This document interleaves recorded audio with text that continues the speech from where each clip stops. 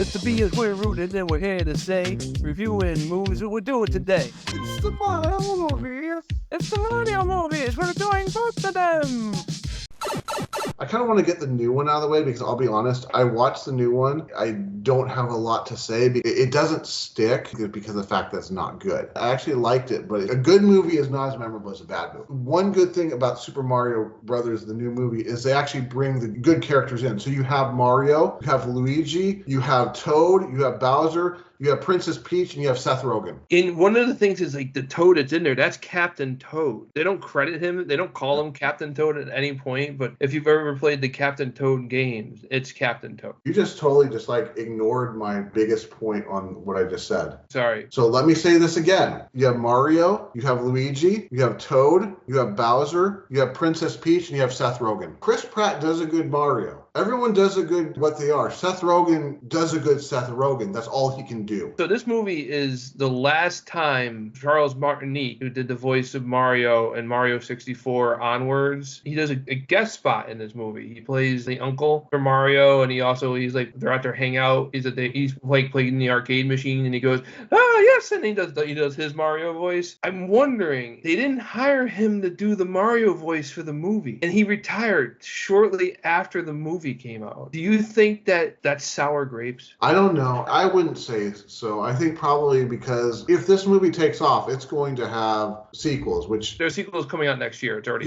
Yeah, exactly. He's at the end of his career, so... These are motion pictures. I mean, even the fact that he's in the movie for 5 minutes and he says enough lines to qualify for a SAG card, that alone means something. Imagine if he was the starring voice of the movie. Yeah, but then they'd have to recast Mario to somebody else, and you know how people are about things like that. It's not the same person. Oh my gosh, I'm going to hate this already. They're trying to do the all-star cast. You don't have to do the all-star cast. You could have had Martinique playing Mario and have the other characters all be big-time names and build around him. This guy's been the voice for like 30 years. What an honor this would have been to him. But they give it to somebody where it's just another movie for the guy. Let's sort something out here. They're going for the all-star cast and Seth Rogen. I'm serious. Seth Rogen cannot play a role other than Seth Rogen. Oh, I'll agree to that. He is like the Superman's kryptonite to a movie. Anything that Seth Rogen does is garbage. I liked the 40-year-old version when it came out, and I thought, oh, Seth Rogen, he's going to be a funny person. And then I saw the next movie, and it was just basically the 40-year-old version again. It's either sex or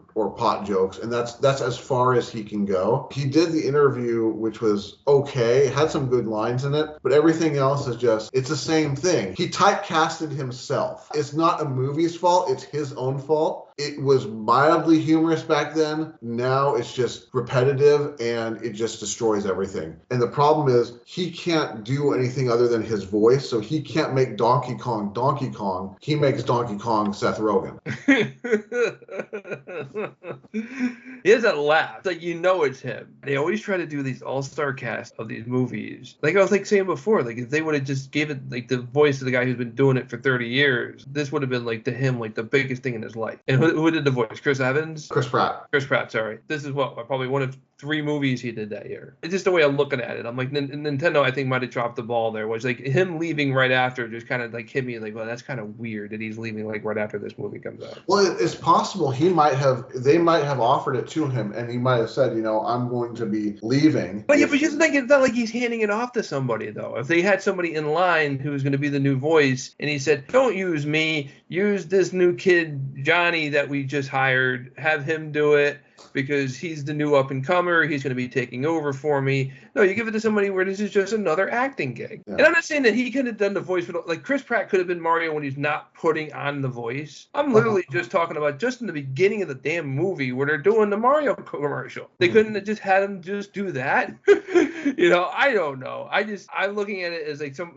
and the thing is, I never even liked Charles Martinet doing the Mario voice, but he's been doing it for so long. Why is Lou Albano doing it? Because he's dead. So, you have AI these days. It's the same reason they didn't have the guy from the live-action Mario movie doing it, because he's dead too. Hoskins? Yeah, Hoskins. Wait till we get talking about that one. I want to go back to a little bit of what you're saying here is that I'm glad they didn't do that because of the fact that if he is retiring and they do a sequel, that's literally what the internet's going to be. Oh, it's not going to be the same guy, so it's totally going to suck. And then we have to go through all of that crap of people commenting about how it's not the same guy. And like the trailer's not even out there. The movie totally sucks because it's instead of having, what was his name? Martinelli's. What was his name? I'll just go with whatever you're saying. It's always fun. Instead of having Christopher Martinelli, they're going to have Sylvester Stallone instead. And okay, number one, doing voiceover work is one of the easier jobs you can do. So he might retire from the video game, but this is a movie. This is totally different. Some of these people, they have it set up at their home. Some of these podcasters, like Megyn Kelly, she has her thing set up in her basement. So she don't even leave her house and she can go to work. He might have that. Or going to a studio where he can do a professional voiceover work is not very hard. I bet you in my town alone, there's probably 3 people who have a studio in their house who would love to like lease me an hour of time, 5 hours of time. If I'm a movie studio, 20 hours of time. It's one of the easier things to do where he can retire from, say, working for Nintendo, but not working for Universal Pictures. Well, let's talk about the Universal Pictures thing for a second. So Universal sued Nintendo when Donkey Kong came out, claiming that Donkey Kong was too similar to King Kong. Nintendo hired Jack Kirby. When King Kong came out in the 70s, in order for them to get the rights to make King Kong, they had to prove that King Kong was in the public domain, which Universal did. And Jack Kirby found this case, used the case as evidence to get Nintendo off on Donkey Kong. And as a thank you, they named the Kirby character after Jack Kirby. Why is Universal the people who Nintendo was sued by? Why are they working with Nintendo? That comes down to this. When your legal team spend enough time working together and getting information, and none of this is personal, all of a sudden you know these people, and you're like, wow, I know we had a lawsuit with them, but they were actually pretty easy to work with. Why don't we do some more work with them? And all of a sudden, this has happened before. Like Sony and Samsung sued each other so many times, and now they work together with certain projects. Same thing with Samsung and Apple. Like all these companies. Probably a lot of times their relationship starts with one of them suing the other. Jack Kirby, I think he passed away. I believe he did too, yeah. So what I'm hoping then is that the next Super Mario Brothers movie has Jack Kirby, Bob Hoskins, and Captain Lou Albano. AI them all. Princess Peach in this movie, they made her a very strong character. She was training Mario how to do everything. She was part of the fight. But the problem is her being kidnapped is it's the story. That's the whole premise of the story. If anything, it should be Captain Toad should be training him on how to do stuff. Instead of what Luigi gets captured, it's like at least they're not going off on like a Street Fighter movie tangent where like they decide, well, we're just gonna make everything wrong. But this is like 100% the basis for Super Mario Brothers, and you just change that out the door. All because probably they don't want women to look weak in the movie. I'm not like going to be like, well, all women should be weak and kidnapped. No, let's look at Aliens. You have a strong female character in that one, but it's the story. How about Metroid? Absolutely, Metroid. If Universal is going to start making Nintendo games, that'd be awful. Please don't do that.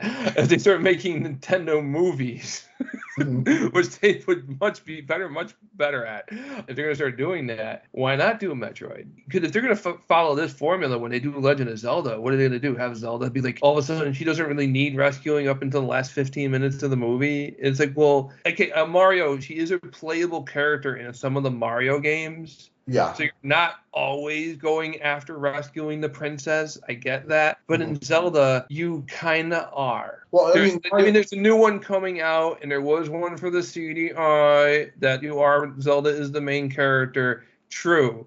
But 99% of the games, like 90% of the games, you are saving the princess. In the beginning, she's already kidnapped, get put on this mission, or she's fallen asleep. Yeah, she's really tired. Yeah, she's very tired. She had a big party the night before, and now she can't get up to save the world, so you got stuck doing it. A partying princess. She likes to get down. How about Peach, though? Is Peach, what is Peach, then? Peach is just a genuine Peach, man. She's a good girl. She's a sweetie. She floats in the second game, and then like every time she shows up now, like she can float. Like even in the movie, she floats. They all float down here. You want to float?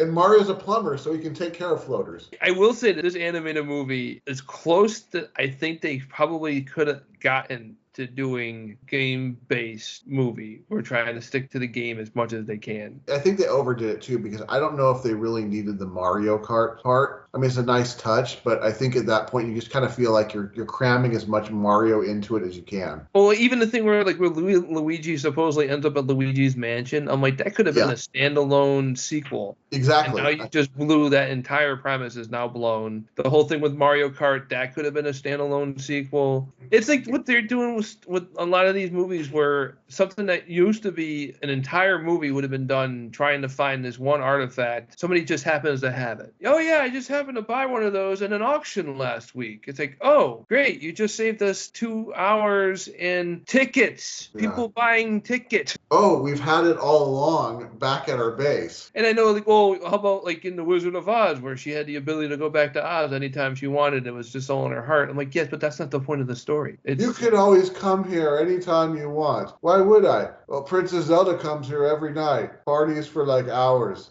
And then goes home and sleeps. Goes home and sleeps. Excuse me, princess. That's why Link could never get a kiss, is because he didn't cough up the cash first. Jack and Jill go up the hill, both with $1.25. Jill comes out with $2.50. Exactly. You have this awful painting of Zelda, man. Is it British Zelda from the Switch games? I go off with the first Zelda that's just kind of waiting there to be rescued. I mean, what is she and Ganon doing for the longest time while Link's going through all these other dungeons? In the Mario movie, the bad guy is in love with the princess. And that is something that's been visited in the Mario game. There are Mario games where he is in love with her and he tries to marry her. So that's not out of left field. When he kidnaps the princess, I think he keeps her like in a nice room. He's probably got bars on the door and everything, but it's a nice room. Where I think when Princess Zelda is kidnapped, she's just thrown into like a dungeon. She's just a pawn. He's not into her. He's into what he can get from her. Now, technically, the Donkey Kong that's in the Donkey Kong game and the Donkey Kong Jr. game is Grandpa Donkey Kong in Donkey Kong Country.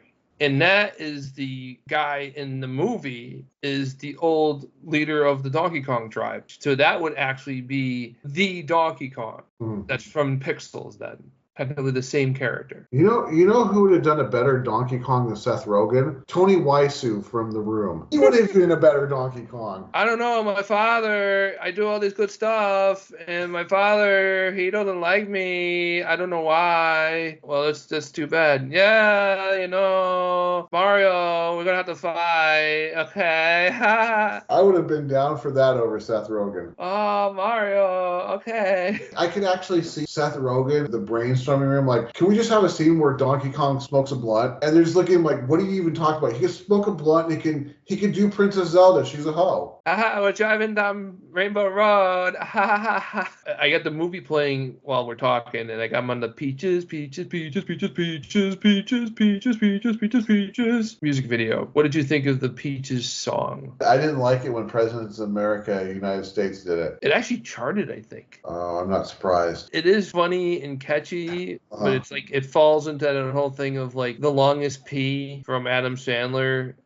Which was funny in 1990, whatever, and nobody today knows about it. Let's actually talk about the most awkward thing about Super Mario Brothers. What did you think of Mario's butt? People were talking about Mario's butt. Where is Mario's butt? Basically, yes. No, I'm serious. Where in the movie is that? I don't know, but people were talking about, they had a scene of Mario's butt, and they were talking about he has like no butt. Freaking CGI pixel movie. That's the world today. You know who's a good character? Remember when they're in those cages and they're over the fire pit and they have that one blue star who's like happily depressed? Oh yeah, that's like the best character. It's like, absolutely, we're all gonna die.